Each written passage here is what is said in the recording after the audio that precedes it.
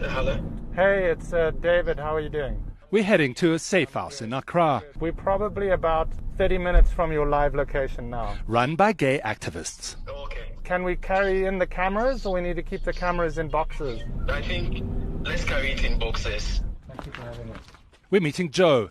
We agreed to hide his identity because he's afraid of being attacked again. Take me back to that moment when those men came and started harassing you. I was shaking when they took me to that room, and then they set up their cameras, and I was screaming, I was crying.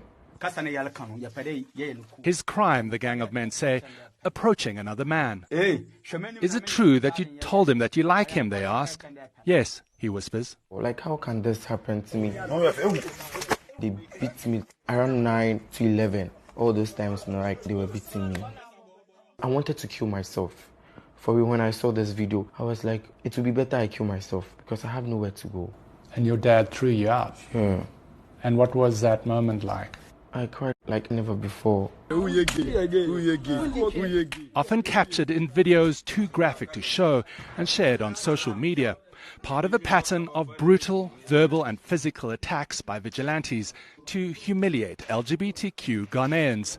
Soon, the community fears they could be targeted by the state. What is your message to someone who is LGBT in Ghana right now? Well, we love them.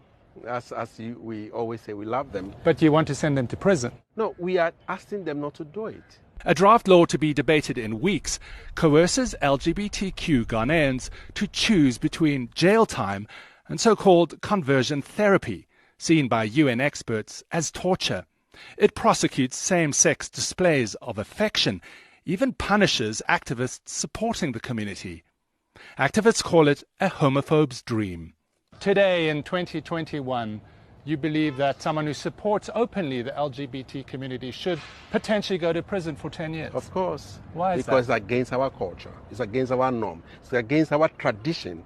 And we don't want things that are against our sensibility should be, given priority in our society.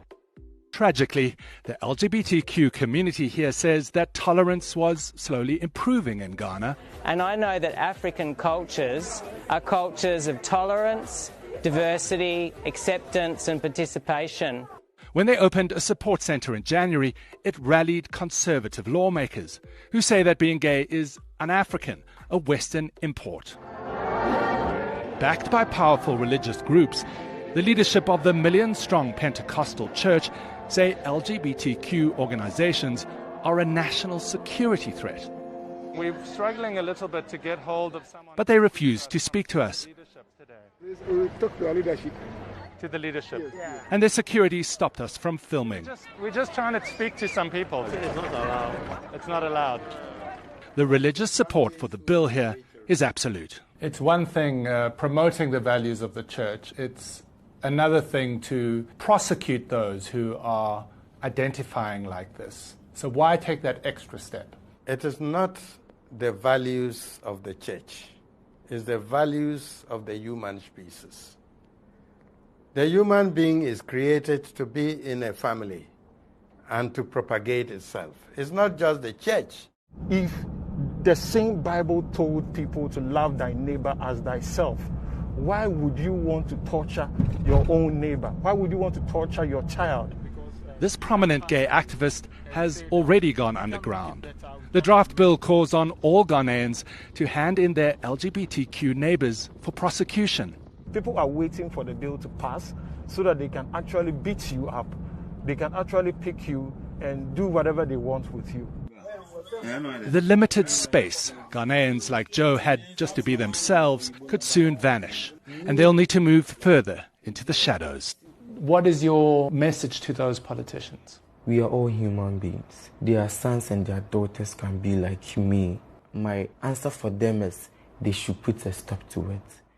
David Mackenzie, CNN, Accra, Ghana.